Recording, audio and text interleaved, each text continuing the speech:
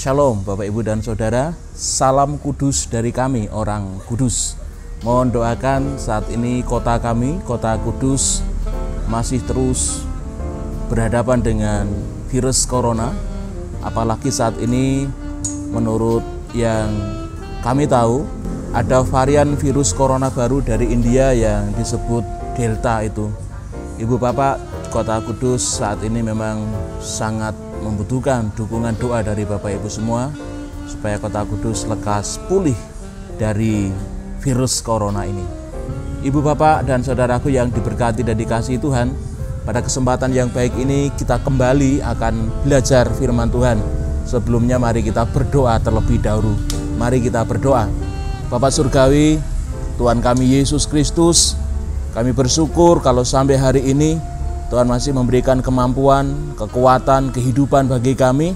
Terlebih kami sungguh bersyukur, kami terus belajar kebenaran firman-Mu. Kami dimampukan oleh Allah untuk terus menggumuli kebenaran firman-Mu. Biarlah dengan firman Tuhan ini akan semakin menjadikan kami kuat menghadapi setiap apapun yang menjadi kondisi keadaan kami di dalam mengikut Engkau. Terima kasih Bapa, dalam nama Tuhan Yesus kami berdoa. Haleluya. Amin. Bapak Ibu dan saudaraku yang diberkati Tuhan, kita buka Alkitab kita pada kesempatan ini dari 2 Korintus pasal yang ke-6 ayat 1 sampai dengan yang ke-10. Saya akan baca untuk kita semua, demikian firman Tuhan. Paulus dalam pelayanannya.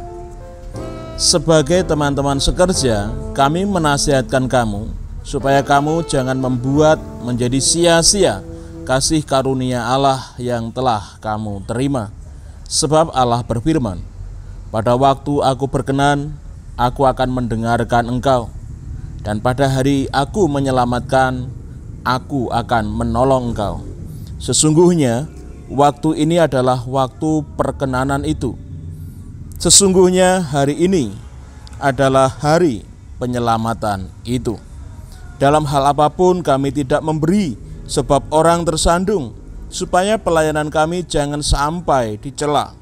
Sebaliknya, dalam segala hal kami menunjukkan bahwa kami adalah pelayan Allah, yaitu dalam menahan dengan penuh kesabaran dalam penderitaan, kesesakan, dan kesukaran, dalam menanggung dera, dalam penjara dan kerusuhan, dalam berjerih payah, dalam berjaga-jaga dan berpuasa, dalam kemurnian hati, pengetahuan, kesabaran, dan kemurahan hati, dalam Roh Kudus dan kasih yang tidak munafik, dalam pemberitaan kebenaran dan kekuasaan Allah, dengan menggunakan senjata-senjata keadilan untuk menyerang ataupun untuk membela, ketika dihormati dan ketika dihina, ketika diumpat atau ketika dipuji, ketika dianggap sebagai penipu namun dipercayai, sebagai orang yang tidak dikenal namun terkenal, sebagai orang yang nyaris mati dan sungguh kami hidup, sebagai orang yang dihajar namun tidak mati, sebagai orang yang berduka cita namun senantiasa bersuka cita, sebagai orang miskin namun memperkaya banyak orang, sebagai orang tak bermilik sekalipun kami memiliki segala sesuatu. Amin. Saudaraku yang dikasihi Tuhan, untuk tema renungan kita saat ini saya memberikan tema jangan takut. Mungkinkah sebagai manusia kita tidak boleh mengalami rasa takut? Apalagi kita yang saat ini tinggal di kota Kudus yang masuk di dalam zona hitam. Virus berkeliaran di mana-mana dan kita tidak mampu melihatnya.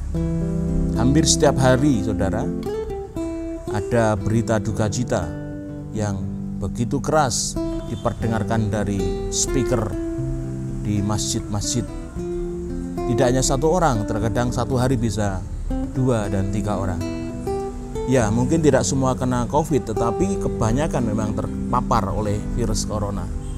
Saudaraku dikasihi Tuhan, tentu kekhawatiran, kecemasan, dan ketakutan menghampiri setiap hati orang-orang yang tinggal di Kudus. Lalu apa korelasinya dengan firman Tuhan dengan tema jangan takut? Apa yang dimaksud dengan jangan takut di sini? Mari kita belajar bersama-sama. Jangan takut dalam hal apa? Mari kita lihat dan kita pelajari bersama sehingga kita mengerti dan kita bersikap dengan benar di dalam kehidupan ini. Saudara yang dikasihi Tuhan, jangan takut. Sebagai orang percaya kita jangan takut dalam menegur atau menasehati. Hal itu diteladankan oleh seorang Rasul Paulus untuk saya dan panjenengan semua. Biasanya orang Jawa itu kan ewoh pekewoh, rikuh dan lain sebagainya begitu. Apalagi kalau menasihati orang yang mungkin punya kedudukan yang tinggi. Mungkin orang itu punya pengaruh yang besar di dalam gereja atau di dalam masyarakat. Mungkin juga orang itu memiliki kekayaan yang luar biasa sehingga kita tidak berani untuk menegur. Di samping ewoh pekewoh ada juga rasa takut di dalam menegur atau menasihati seseorang. Tetapi firman Tuhan mengingatkan kita semua pada kesempatan hari ini bahwa Paulus tidak takut di dalam memberikan teguran atau menasihati rekan-rekan sekerjanya yang terdapat di dalam ayat yang ke-6. Demikian firman Tuhan. Sebagai teman-teman sekerja, kami menasihatkan kamu supaya kamu jangan membuat menjadi sia-sia kasih karunia Allah yang telah kamu terima. Saudaraku yang dikasihi Tuhan, Paulus dengan sangat tegas mengatakan supaya teman-teman sekerja Allah, teman-teman sepelayanannya tidak menyia-nyiakan kasih karunia Allah. Apa yang terjadi di jemaat Korintus? Ada sesuatu yang menarik yang perlu kita ketahui. Sampai Rasul Paulus mengatakan jangan sia-siakan kasih karunia Allah.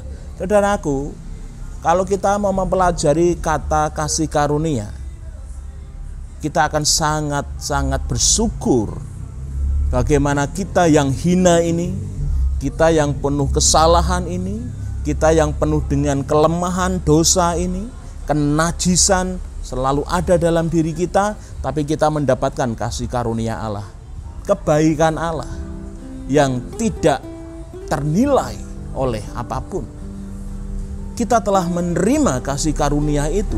Bagaimana Yesus yang penuh kuasa itu telah rela meninggalkan kemuliaannya di surga. Dia menjadi seorang bayi mungil. Kemudian dalam pelayanannya Yesus harus rela disalibkan demi menebus hidup saya dan saudara. Kemudian dia terangkat ke surga dan memberikan Roh Kudus-Nya untuk terus menuntun hidup kita supaya hidup di dalam terang firman-Nya, sehingga kita terus mendapatkan kasih karunia itu sampai pada akhirnya. Saudaraku ini kasih Tuhan. Ternyata di Korintus ada banyak pelayan-pelayan Tuhan yang tidak melayani seperti halnya seorang hamba Tuhan. Banyak hamba-hamba Tuhan yang melayani hanya karena upah. Nek dibayar ya melayani, kalau nggak ada bayarannya ya pura-pura sakit dan sebagainya. Saudara ini kasih Tuhan, tidak hanya hamba Tuhan.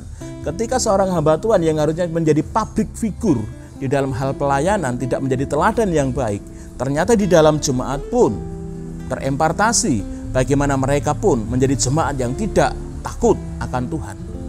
Banyak jemaat yang terombang-ambingkan oleh arus pengajaran, arus doktrin yang ada pada waktu itu, sehingga mereka disesatkan oleh ajaran-ajaran yang ada. Saudaraku, dengan demikian mereka menjadi bingung, lalu hidup mereka pun tidak terkontrol dengan baik oleh terang firman Tuhan. Ada beberapa jemaat yang lebih mengunggulkan pemimpinnya sendiri. Ada jemaat yang menganggap bahwa pemimpinnya adalah yang terbaik, sehingga kelompok lain, golongan lain itu apa sih lo gitu kan, nggak ada artinya gitu kan. Jadi seperti itu saudaraku. Jadi sebenarnya tidak ada kesatuan hati di dalam jemaat Tuhan, ada perpecahan yang luar biasa. Yang itu dimulai dari seorang pemimpin, seorang hamba Tuhan yang tidak pantas menjadi seorang teladan, menjadi seorang pemimpin secara spiritual. Saudara yang dikasihi Tuhan, sehingga Rasul Paulus dengan sangat-sangat tegas, ojo mbok sia-siakno kanugrahanipun Gusti. Jangan sia-siakan kasih anugerah Allah. Allah sudah begitu mengasihimu. Dia telah memanggil engkau dari kegelapan menuju terang. Dia telah memanggil engkau menjadi anak kepunyaannya. Dia telah menjadikan engkau yang tidak berharga menjadi bernilai dan berharga di hadapan Tuhan. Engkau yang najis, engkau yang penuh dosa, engkau yang kotor, Tuhan sudah layakkan, Tuhan perkenan menjadi kepunyaannya yang dikasihinya. Kurang apa lagi Tuhan, saudaraku? Kurang bagaimana lagi Tuhan? Namun seringkali kita sebagai orang percaya menyalahgunakan kasih karunia, menyia-nyiakan kasih karunia. Menyia-nyiakan artinya apa sih? Bertindak bodoh. Kita menjadikan kasih karunia itu hampa. Kita menjadikan kasih karunia itu hambar, begitu saudara. Sehingga dengan sikap hidup kita menjadikan kasih karunia Tuhan itu menjadi sia-sia. Ini enggak mudah. Saya sebagai hamba Tuhan pun, saya sebagai seorang pendeta pun terus belajar, terus berjuang untuk bagaimana bisa menjadi terus menjaga, menghargai kasih karunia yang telah Tuhan berikan ini. Jatuh bangun itu pasti saudara. Kita punya potensi yang sama untuk jatuh dalam dosa. Kita punya potensi kelemahan yang sama. Dan mari dengan kasih karunia, kemurahan, anugerah Allah yang telah Tuhan nyatakan dalam hidup kita, harusnya kita tidak menyia-nyiakannya, namun sebaliknya, kita sungguh mau hargai kebaikan Tuhan ini dengan kita mau terus berkelahi dengan diri. Artinya apa? Artinya penyangkalan diri. Kita harus mampu menyangkal diri, saudara. Sudah berulang-ulang saya bilang bahwa sebenarnya keinginan Tuhan dengan keinginan kita itu bertolak belakang. Keinginan kita tuh hanya ingin menuruti daging kita ini loh saudara. Memuaskan hawa nafsu kita ini. Tapi keinginan Allah adalah kita hidup di dalam Roh Kudus. Tuntunan Roh Allah. Sehingga kita terus mendapatkan perkenanan Allah sampai pada akhirnya. Saudara yang dikasihi Tuhan, mari kita bersama-sama belajar untuk menghargai kebaikan Tuhan. Kasih karunia Allah yang telah diberikan kepada saya dan saudara. Saudaraku, sampai hari ini, sampai detik ini, tanggal berapa ini Pak Agung? 17 tadi ya? Ya, kita ambil rekaman ini hari Kamis saudara, untuk khotbah online hari Minggu. Sampai hari ini, detik ini, kita bersyukur kepada Tuhan karena sudah tahu mana jalan kebenaran hidup yang akan membawa kita kepada kehidupan itu. Sebenarnya, sampai hari ini tuh masih banyak orang yang bingung saudara. Bingung, siapakah kebenaran itu? Masih banyak orang yang bingung mencari-cari di manakah jalan kebenaran dan hidup itu. Dan semua rahasia besar itu sudah diaturkan, dibukakan Tuhan dan diberitahukan kepada saya dan panjenengan semua bahwa Yesus adalah jalan, kebenaran dan hidup. Yesus adalah jalan yang benar yang membawa kita kepada kehidupan kekal. Rahasia ini besar. Banyak orang di dunia ini yang masih terus bergumul dan mencari tentang kebenaran ini, tentang jalan ini, tentang jalan menuju keselamatan ini. Tapi bersyukurnya saya dan saudara sudah diberitahukan ini. Kita sudah mengenal wanuh kepada Yesus ini. Tapi seringkali, banyak kali orang percaya yang hidupnya sak kepenake dhewe, tidak mau ikut aturannya Tuhan, tidak mau ikut konsep yang sudah Tuhan buat untuk cara hidup orang percaya yang tertulis dalam Alkitab. Menyedihkan bukan? Di sisi lain banyak orang mencari-cari Tuhan, mencari jalan kebenaran dan hidup kekal itu seperti apa. Mereka masih bingung. Di sisi lain kita sebagai orang percaya sudah tahu. Akan tetapi ternyata kita tidak bisa menghargai kasih anugerah itu. Kita menyia-nyiakan hidup kita dengan hidup menuruti hawa nafsu. hidup menuruti kedagingan kita. Saudaraku, mari kita hargai waktu yang Tuhan berikan. Firman Tuhan mengatakan apa? Mari kita hargai waktu yang telah Tuhan berikan, kesempatan yang Tuhan berikan kepada kita sampai hari ini kalau kita masih hidup, saudaraku. Mari perhatikanlah firman Tuhan ini. Ayat yang kedua, firman Tuhan demikian. Pada waktu aku berkenan, aku akan mendengarkan engkau. Dan pada hari aku menyelamatkan, aku akan menolong engkau. Ini bicara tentang waktu. Ini bicara tentang kairosnya Tuhan. Kapan? Now, sekarang Bapak Ibu.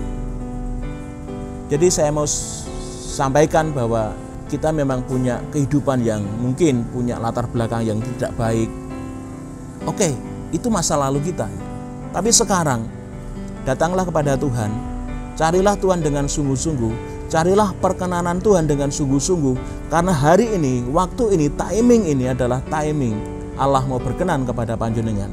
Allah mau menyelamatkan hidup panjenengan. Jangan sia-siakan waktu yang ada ini, akan berlalu begitu saja. Tangkaplah momentum ini, tangkaplah waktu ini, dan benar-benarlah hidup di dalam kasih karunia Allah. Hargailah kasih karunia Allah.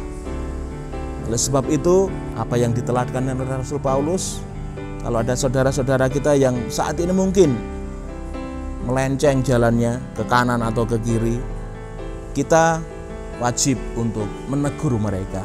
Kita wajib untuk menasihati mereka.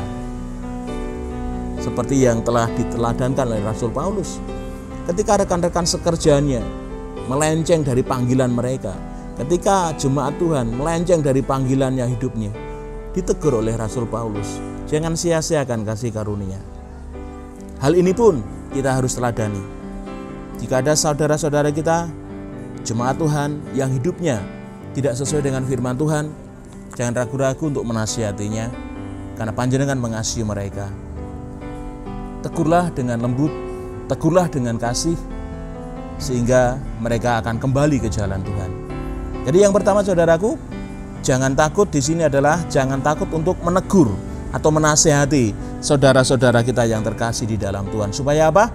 Supaya mereka tidak menyia-nyiakan kasih karunia, sehingga sampai kapanpun mereka akan tetap hidup di dalam kasih karunia, dan sampai akhirnya nanti mereka akan tetap tinggal di dalam kasih Tuhan. Yang kedua, saudara, jangan takut dalam hal apa? Yang kedua, firman Tuhan mengingatkan kita jangan takut di dalam menunjukkan jati dirimu. Mari kita perhatikan ayat yang keempat. Firman Tuhan berkata demikian, saudaraku. Sebaliknya, dalam segala hal, kami menunjukkan bahwa kami adalah pelayan Allah, yaitu dalam menahan dengan penuh kesabaran dalam penderitaan, kesesakan, dan kesukaran. Saudaraku, indikasi Tuhan, Rasul Paulus meneladankan kepada saya dan panjenengan semua yang melihat video khotbah ini, bahwa kita jangan takut untuk berani menunjukkan jati diri kita sebagai orang percaya, sebagai pelayannya Tuhan. Ya, kita adalah pelayannya Tuhan, bukan direkturnya Tuhan. Oke, kita pelayannya Tuhan, bukan bosnya Tuhan. Ingat, kita adalah pelayannya Tuhan. Seperti apa pelayannya Tuhan itu? Ya, kita harus bekerja dengan sepenuh hati melayani. Bersyukur saat ini tim multimedia masih bisa melayani di dalam bidang khotbah online, saudara. Saya tahu kameramen saya, Pak Agung Indro, saat ini masih dalam suasana duka. Namun beliau berkata kepada saya, Pak, jangan jadikan penghalang untuk melayani. Bagi saya ini sebuah hal yang luar biasa, melayani dalam segala keadaan tuh yang Tuhan izinkan terjadi dalam kehidupan kita. Kita tetap punya gairah untuk melayani Tuhan. Ciri-ciri seorang pelayan Tuhan adalah bekerja dengan sungguh-sungguh, melayani Tuhan, baik atau tidak baik keadaannya. Rasul Paulus pun meneladankan itu kepada saya dan saudara, bagaimana dia terus melayani Tuhan. Mari kita perhatikan, Rasul Paulus pun tidak enak-enakan saja saudara. Dia pun banyak mengalami hal yang tidak enak, banyak hal yang membuat dia sangat menderita. Dia rela membayar harga saudaraku. Dia katakan dengan sangat jelas, dengan sabar menahan apa? Penderitaan. Dengan sabar dia katakan apa? Menahan kesesakan dan kesukaran. Ayat 5 dikatakan lagi, dalam menanggung dera, dalam penjara, dalam kerusuhan, dalam berjerih payah, dalam berjaga-jaga dan berpuasa. Saudaraku, seorang Rasul Paulus pun dia berdoa dan berpuasa. Seorang Rasul Paulus pun mengalami yang namanya penderitaan fisik maupun psikologis. Rasul Paulus begitu luar biasa mengalami tekanan-tekanan yang bisa menghimpit jiwanya saudaraku. Dia di penjara sudah biasa. Saudara-saudara dikasih Tuhan, saya mau bertanya saat ini, adakah hamba Tuhan yang tidak menderita? Adakah anak-anak Tuhan yang tidak menanggung penderitaan? Kalau tidak ada anak-anak Tuhan atau hamba Tuhan yang tidak menderita, itu dipertanyakan, ini anak Tuhan yang mana, kan begitu. Kalau kita adalah anak-anak Tuhan, kita adalah orang percaya yang sungguh-sungguh menjadi pelayan-pelayan Tuhan, pasti apa yang dirasakan oleh Rasul Paulus pun akan kita juga rasakan. Kadang kita nggak dihormati, kadang kita itu nggak dipuji, meskipun sudah kerja keras gitu kan. Jangan kagetan, itu pasti terjadi. Rasul Paulus pun mengalami hal yang sama gitu. Menderita secara fisik mungkin iya, menderita secara psikologis mungkin juga iya. Itulah harga seorang pelayan Tuhan. Jadi Rasul Paulus meneladkan itu. Jangan takut. Kita tidak sendirian. Ada Roh Kudus yang selalu menyertai kita. Ketika kita sedih, ketika kita takut, Tuhan hadir. Apalagi saat-saat ini, banyak anak-anak Tuhan yang terpapar COVID-19. Jangan takut, saya katakan. Jangan takut. Kalau kita mau belajar dari kasus yang Jumat Bulung yang terkenal, yaitu Om Didik, saudara. Om Didik itu bisa sembuh. Karena apa? Semangatnya, semangat dirinya luar biasa. Luar biasa, karena dia punya Tuhan. Dia sanggup untuk melewati masa kritis karena dia punya semangat diri, dia punya hati yang gembira. Karena apa? Karena dia punya Tuhan. Saudaraku, ketakutanlah yang seringkali membuat orang menjadi stagnan. Ketakutanlah yang seringkali membuat orang tidak bergerak. Ketakutanlah yang pada akhirnya menjadi sebuah momok yang bisa menghentikan sebuah pelayanan dan banyak hal. Oleh sebab itu, tunjukkanlah jati dirimu di tengah-tengah dunia ini. Kamu adalah orang percaya yang sudah menerima kasih karunia Tuhan.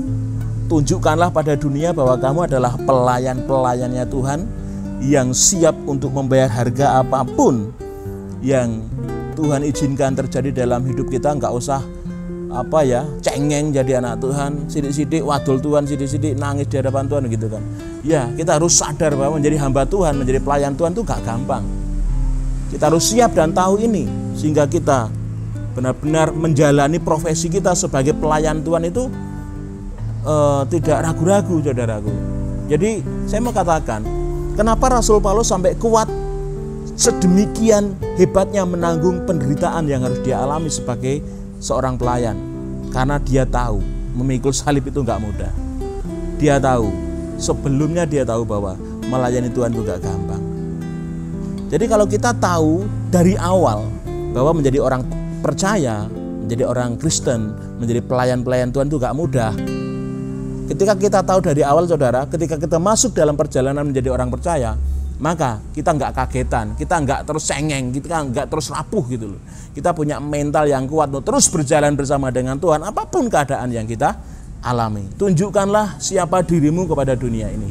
Tunjukkanlah bahwa kita adalah orang-orang yang beruntung, orang-orang yang luar biasa, yang telah diubahkan Allah menjadi berharga di hadapan Tuhan. Saudaraku dikasihi Tuhan, mari fokuslah kepada satu hal. Seperti yang Rasul Paulus teladankan. Dia fokus kepada Kristus Yesus Tuhan. Dia tidak menoleh ke kanan dan menoleh ke kiri. Dia fokus kepada panggilannya bahwa dia adalah pelayan Tuhan. Oleh sebab itu, dia terus rela menjadi pelayan Tuhan. Dia terus rela membayar harga untuk menjadi seorang hamba Tuhan, bukan bosnya Tuhan ya. Seringkali kita menjadi bosnya Tuhan. Tuhan, aku minta ini. Tuhan, aku mau ini. Seringkali kita menjadi bosnya Tuhan, bukan hambanya Tuhan. Mbok tahu diri gitu loh. Mbok sadar gitu kan. Kita sudah diberi kasih karunia, ngongon-ngongon Tuhan, seringkali kan seperti itu. Mbok ya sadar, layanilah Tuhan dengan segenap hatimu, dengan sepenuh hatimu. Selama masih ada waktu, kekuatan, kesehatan, kemampuan kita diberikan itu, mari melayani Tuhan.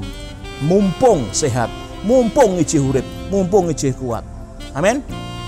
Yang terakhir saudaraku, jangan takut dalam hal apa? Yang pertama tadi, jangan takut dalam menegur atau menasihati saudara-saudara seiman. Jangan takut untuk menunjukkan jati dirimu kepada dunia ini. Yang terakhir ya saudaraku, jadi kalau yang terakhir itu senang biasanya.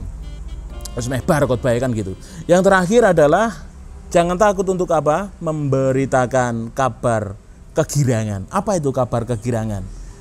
Kabar kegirangan adalah kabar baik, kabar sukacita, di mana kabar sukacita itu adalah Yesus datang ke dunia untuk menyelamatkan orang berdosa. Ini adalah kabar baik. Saudaraku, belakangan ini benar, setiap hari di tempat kami Bulung Cangkring itu, dalam satu hari itu ada 3 kali berita duka, seringkali seperti itu. Mengerikan memang. Berita duka aja disuarakan dengan begitu keras kok ya kan. Itu berita duka loh saudara. Nah ini kabar baik, ini berita baik, berita sukacita. Mari kita benar-benar beritakan dengan sungguh-sungguh. Jangan takut memberitakan kabar baik. Wong kabar baik kok takut diberitakan, kenapa? Nek kabar buruk aja banyak yang memberitakan kok, ya kan? Mengerikan loh kabar-kabar di media sosial itu. Kadang saya sampai takut loh melihat video, melihat berita itu. Ada nggak saya tonton karena gegirisi saudara. Nah ini berita baik. Di dalam Yesus ada keselamatan kekal. Di dalam Yesus ada jalan, ada kebenaran dan hidup yang kekal. Ini adalah hal yang baik. Paulus meneladankan, dia nggak takut-takut memberitakan tentang Tuhan Yesus. Sampai dia menderita seperti itu, sampai dia berpindah-pindah tempat dari Asia kecil kemana saudara. Dia sampai terdampar, dia sampai nggak makan, dia sampai terpenjara. Itu untuk apa sih? Memberitakan Yesus. Motonya Paulus adalah, kalau aku tidak memberitakan Injil, celakalah aku. Bagi Paulus, hidup adalah Kristus, mati adalah sebuah keuntungan. Wow, luar biasa. Mari kita teladani moto dari seorang Rasul Paulus ini. Tidak hanya untuk hamba Tuhan, tidak hanya untuk majelis, tidak hanya untuk komisi-komisi, tapi semua orang percaya yang telah menerima kasih karunia Allah, kebaikan Tuhan ini. Mari seyogyanya kita punya mental, kita punya hati, kita punya spirit, semangat untuk benar-benar mau untuk memberitakan kabar sukacita ini. Ayat 9 dan ayat 10 saya akan baca untuk kita.